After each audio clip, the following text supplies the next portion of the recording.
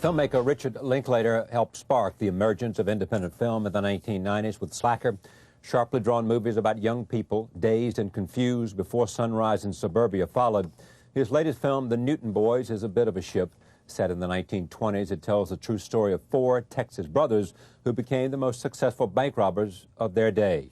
Joining me now, Richard Linklater, who was also recently honored with a retrospective at the American Museum of the Moving Image, and I'm pleased to have him here. Welcome. Thanks for having me. Tell me about the Newton Boys, because I didn't know anything about them until your movie. Yeah, no, I had never heard of them until 4 years ago. I read an article in Smithsonian Magazine by a man who became my co-writer, Claude Stanish, who actually knew him. And in the 70s, he met him. The Newtons were old men, Joe and Willis Newton.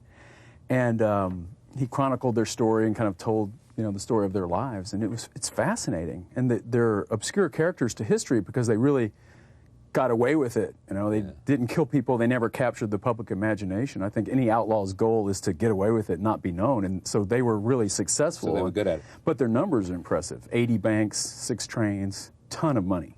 Really, statistically much more successful than any outlaw you've heard of. In the notorious ones we grow up. Why were they successful?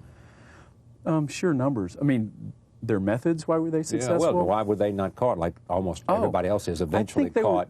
They were really smart about it. They would go in, usually in winter, in the middle of the night, nitroglycerin in the safes, blow up the safes. It was pretty easy. The technology was pretty primitive in that day. So they would nitroglycerin the safes and take off. And they never wanted to hurt, they never killed anyone, so they didn't want to hurt people. So they just were there because that's where the money was. Businessmen. Willis Newton saw himself as a businessman. Yeah. How much money did they get in total? Oh, well, one train robbery, the last part of the movie is the great train robbery. It's the biggest train robbery in U.S. history. Is in June of 24. They got $3 million in one job, which today is over 70. So impressive amounts of big money, definitely. But I think in all their other jobs, it's like 14,000 here, 6,000 there, 20,000 there, 80,000 there.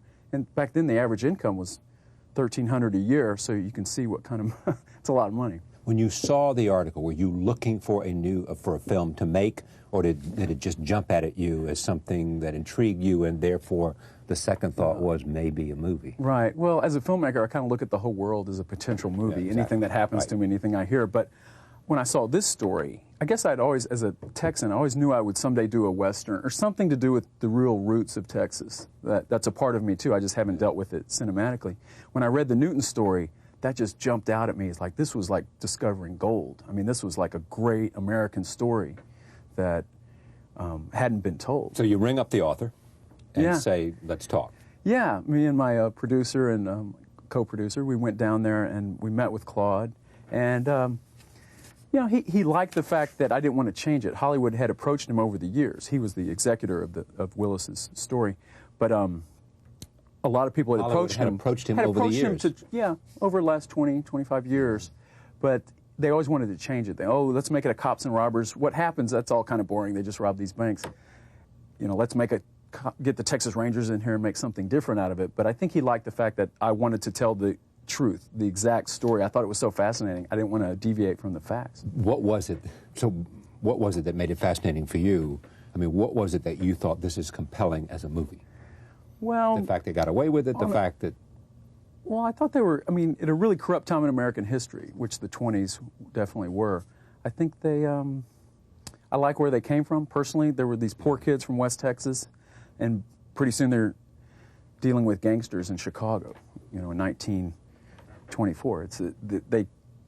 Between Westerns and gangster films, they sort of traversed a lot of interesting territory at a really interesting time in history. But I just like them personally. You had a lot more money to work with, too. $27 million this time. But they were the kind of outlaws I think we would all be if we had to be outlaws. If we wanted to cross that line into the world of crime, they just wanted the money. They were very professional about it. They didn't want to hurt people. I think that's who hasn't fantasized about being some kind of criminal.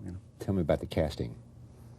Oh, it's a wonderful cast. I got all my first choices. A few I'd worked with before. Matthew McConaughey plays Willis Newton, who's sort of the driven. He's the ambitious one. He kind of pulls his brothers into it. He's sort of lying and manipulating to everyone around him to get what he wants. So that's kind of the core of the movie. He's this driven personality who was sent to prison for something he didn't do when he was pretty young. And so he gets out of prison and he sees this corrupt society around him, and he just it's time for him to get a little payback. So his brothers, who are played by Ethan Hawke, plays Jess Newton, Vince D'Onofrio plays Doc, and Skeet Ulrich plays the younger brother, Joe. And then there's a nitroglycerin expert who's a friend who Willis hooks up with. His name is Brent Glasscock. Roll tape. Here is an excerpt. You done yet? I'm just giving this fella my opinion of this new Volstead prohibition business. You ain't any less of a drunk now than you was when hooch was legal. Well, that's exactly my point now. That particular law ain't really doing its job now, is it? Go, Jeff. You got a wife? Mm-hmm. You got kids? Mm-hmm. All right. There you go. Now, if I get arrested, you've got to bail me out. Mm-hmm. Mm-hmm. All right, all right. Have a good night. You said somewhere that you cast actors that are the characters. True here? In a way. Although I think these actors are so good, they could have played other parts, but an actor has to kind of turn up this knob and turn this one down. Ethan Hawke's performance in this is very different than I think what most people have seen him. He's kind of the, he's just a real lighthearted guy like we just saw in that scene. He drinks a lot. He's like the fun guy, and Matthew's the real driven guy. Well, you could have flipped those guys, or Skeet Ulrich could have played maybe Jess, but I think they're all such good actors. But you know them personally, and you bring out parts of themselves that maybe they're not even used to expressing. But you must have a great eye for character, because if you look at the people who you cast in Dazed and Confused, and the people that you didn't cast too, who went on to do other great things, I mean, what is it you look for? What is it you think about when you think about casting? All I think of, when I write or when I have a movie to do, I don't have it's not that specific. I'm really looking for just interesting people, and I can easily fit an interesting personality into my conception of the role. But you know when you meet him, like on this film, I met Dwight Yoakam. I ended up talking to him for an hour one time, and I was just like, he's just a really fascinating guy. I liked him. I wanted him on board. I wanted him part of the team. So I offered him the part of Brent Glasscock, who's sort of the fifth brother. He's very different than the brothers, but he's part of the group. So it's just interesting personalities. Was this after Sling Blade or before? I hadn't seen Sling Blade when I first thought about Dwight. Met him, and then I saw Sling Blade, and I said, oh, he's a different guy. He's a great actor. And then he couldn't be more different than Sling Blade and Newton Boys. He's a completely different guy, very serious actor. Why did you, with all of the sort of the notion of how much you love music and from growing up and influence it had on you, why movies rather than music? Well, I wasn't a musician or anything. Music was listened to it. Yeah, but everybody does. I think music's a big part of a lot of our lives, but I think it was more of a visual thing. I like films, I like stories. I was always a writer, writing plays and a lot of short stories. And it took me a while to discover cinema. I mean, I grew up in Huntsville, Texas, so it wasn't something I thought I could do for a living, but college age and beyond, I started getting interested in it. Huntsville, Texas is defined by the fact that the state prison is there, isn't it? Yeah, which is interesting. I mean, to me, Newton Boys is really personal in that way, because I like the justification of crime. I used to go visit guys in prison just to talk to them. And you would go visit them in prison? Yeah, just guys as a, that you as a knew? Teenager. Or? No, just my mom was big into prison reform at the time, and she would know some inmates, and sometimes I'd just go visit them, because they want visitors. They're bored, but they all have a justification. Yeah, I killed them, but and Matthew, his justification in this movie is, yeah, we're just little thieves stealing from the big thieves. If you think they're corrupt, then you have no problem taking from them. It's just, I like the mentality of the outlaw. Here it is. Now, and that's who takes the loss, and hell, they're the biggest crooks of them all. We are just little thieves stealing from the big thieves. They did it in part because of the money and the business of it, but also because it was a kind of, it was a rush. It was a thrill.